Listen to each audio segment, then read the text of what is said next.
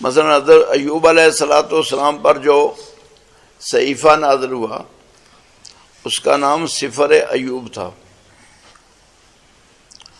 اور اس کا آج کہیں نہ کہیں پتہ چلتا ہے۔ ایوب علیہ السلام پر جو کتاب نازل ہوئی اس کا آج بھی کہیں نہ کہیں سفر ایوب کا پتہ چلتا ہے، اور یہ بھی پتہ چلتا ہے کہ سفر ایوب جو تھا وہ عرب کے کسی علاقے میں ان پر نازل ہوا تھا، اور عربی میں تھا۔ کسی زمانے میں لکھی جاتی تھی جو بولی اس کو آرامی کہتے تھے، اور جو بولی جاتی تھی جزیرہ عرب میں اس کو عربی کہتے تھے۔ آرامی زبان جو ہے یہ حضرت سام کی اولاد میں سے جو ہے تو ارم اس کی زبان تھی، اور کسی زمانے میں روس، چین، ہندوستان،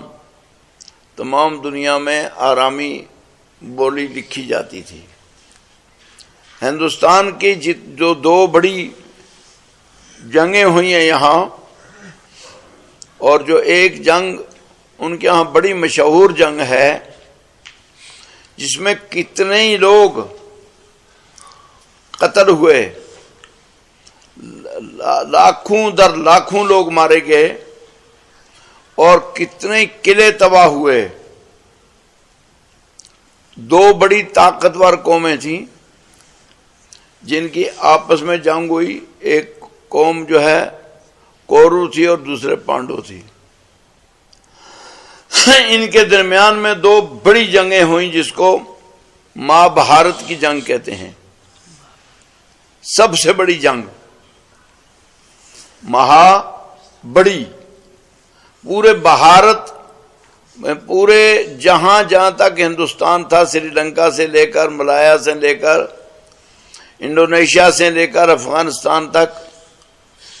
اور ادھر جو ہے تو وہ کاشغر تک،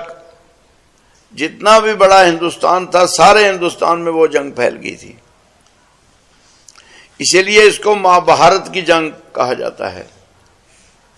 لیکن اس کے جو کتبے ہیں، جو پتھروں پر کنندہ